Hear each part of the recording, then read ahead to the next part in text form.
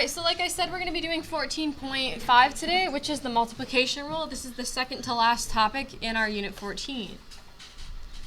So, the multiplication rule states that if two events are independent, it must be true that the probability of A given B is equal to the probability of A, or vice versa.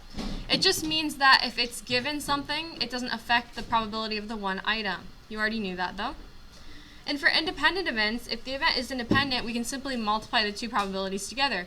That's like saying you want to roll a 1 on a 6-sided die, and you want to also pick a red card. Those are independent events. To get their probability, you just multiply them together.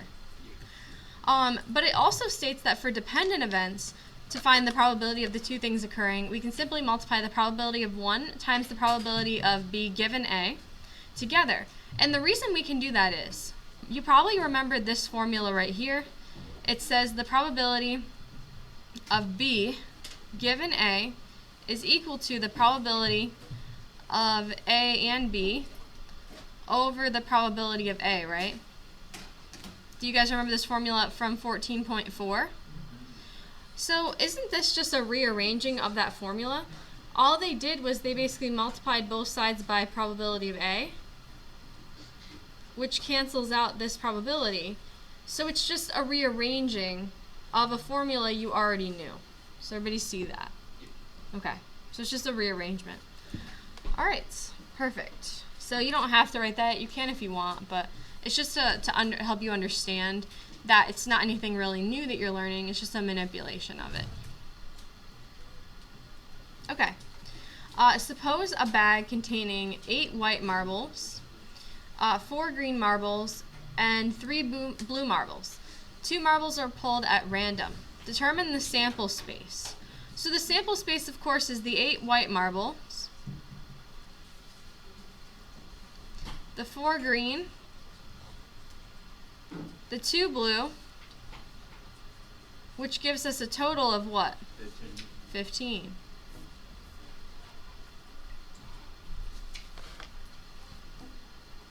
Alright, next one says find the probability that both marbles are green if the marble is replaced after being chosen. So if it's being replaced, is this independent or dependent? Independent. If it's replaced, what? No, 8 plus 4 plus 3. Oh, you're right, it is 15, but I copied this down wrong. So good catch. Both of you. Yeah, I just copied on, I wrote 2 instead of 3. Sorry about that. So does everybody see why it's independent for letter B? Okay, find the probability that both marbles are green. What's the chance of getting your first pull a green marble? 4 out of 15. Everybody see how I got that first pull? Yep. Times, if I'm replacing all the marbles, it's not going to change, right? What's our chance for the second one? 4 out of 15 again, because I'm putting the marble back. So I'm resetting it. So this probability is going to be 16 out of 225. Just for the sake of time, I'm going to leave all my answers as unsimplified fractions for the most part. You guys could reduce it or divide it. Just, you know how the quiz and test is. It will just ask you direct questions on which one to do which one. Okay. Find the probability that one marble is blue and one is white if the marbles are not replaced after being chosen. Okay, so if we pull up the first marble and it's blue, what's that probability going to be? 3 out of 15. But we aren't replacing that marble, so what's the new total marbles in the bag? 14. Good, and how many of those are white? 8. So that would give me 24 over 210. Any questions? Okay. Next one talks about a standard deck of 52 cards. What is the probability that a red card is pulled 5 times, assuming it's drawn and put back and reshuffled? So is this independent or dependent? Independent, because we're replacing it every time, so none of the previous affect the future ones, right? So, because it's placed back, that's the main wording that would tell us it's independent. So of a deck of cards, how many of those cards are going to be red? 26 out of 52, right? Half of the deck is red, half is black. So that's going to happen 5 times. What's a more simple way to write this? 1/2. So isn't this just 1/2 times what? Yeah, 1/2 to the 5th. Exactly. It's just the same. We want it to happen 5 times in a row, which is 1 out of 32. So what that's saying is if you were to just pick a card, reshuffle it, pick a card, reshuffle it, do that 5 times, the chance that every card you picked is going to be red is 1 out of 32. Okay, what is the probability that a red card will be pulled 5 times, assuming it's not put back in the deck? Is that independent or dependent? Dependent. Dependent. So, of course, the first chance of the first one being pulled is 26 out of 52, right? But then for the next one, what's the new denominator?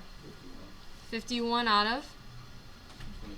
I said it backwards. 25 out of 51, right? Because now there's one less red card and there's one less total card. What about the next one? Good. 24 out of 50. Good. What else? Good. And the last one? Good. So as we're picking cards, the total amount of cards in the deck is diminishing, but since we're also talking about red, we have less red cards in the deck to choose from, which reduces our probability. Does that make sense? Alright, and this one's going to be a really big number.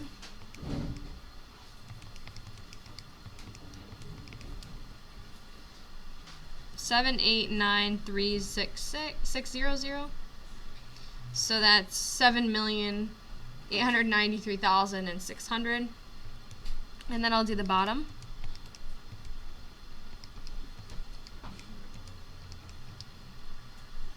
$3,118,75200. That's 311,875,200. Not likely. Well, the top is also pretty big.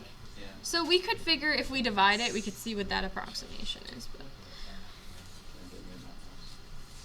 All right, next. A jar of M&Ms has 3 red, 2 blue, and 5 brown. Once the candy is chosen, it is then eaten. That means that all of them are going to be what? Dependent. Not replaced, exactly. So, find the probability that 3 blue M&Ms are selected. So, what's the chance of picking the first blue M&M? 2 out of 10. You're right, it is going to be 0. What's the chance of picking the second blue M&M? 1 out of 9. What's the chance of picking the last one? 0 out of 8, right? Because there's none left. So this whole thing is just going to be 0. It's not possible because there's not enough blue M&Ms to get 3. That makes sense? Okay. The probability that 1 red, 1 blue, and 1 brown are selected. What's the chance of getting a red? 3 out of 10. Chance of a blue? 2 out of 10. Good. And then brown? 5 out of 8. Good. 30 over 720.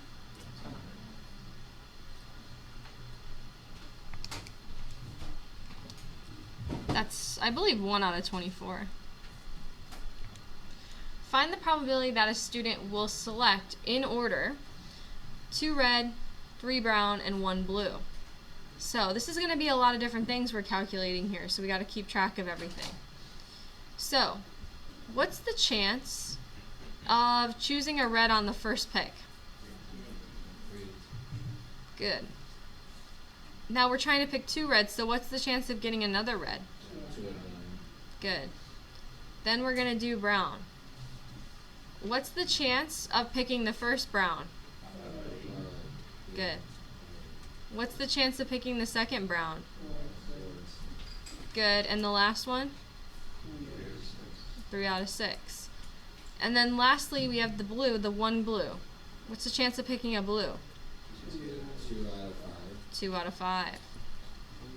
Make sense? Alright, that'll give me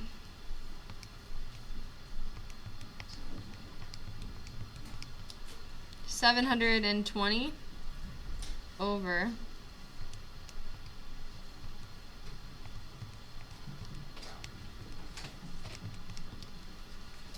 151200.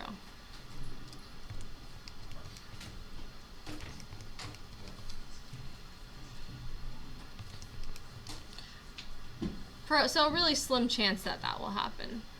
But any questions about that? Okay. And then the last one is going to be a little bit of a different problem. This one is going to be kind of like a choose your own adventure or path problem, and we'll talk about why that is. So it says one box has 2 red marbles and 1 blue marble. Box 1. Box 2 has 3 blue marbles and 1 red marble. And then we have a coin being tossed. If the coin is heads, we choose a marble from box 1, and if it's tails, we choose a marble from box 2. So our first probability, what does it do to the second one? Does it affect it? Yeah. It does. These would be dependent, right? This one is dependent because whatever the occurrence of the first probability is affects what box we choose from, right? Which affects our ultimate probability. So, what's the chance of getting tails? 1 out of 2 times. Then we have to look at pulling a red marble. Because if we got tails, which box are we pulling from? Box 2. Box 2. What's our chance of getting a red marble? 1 out of 4. 1 out of 4.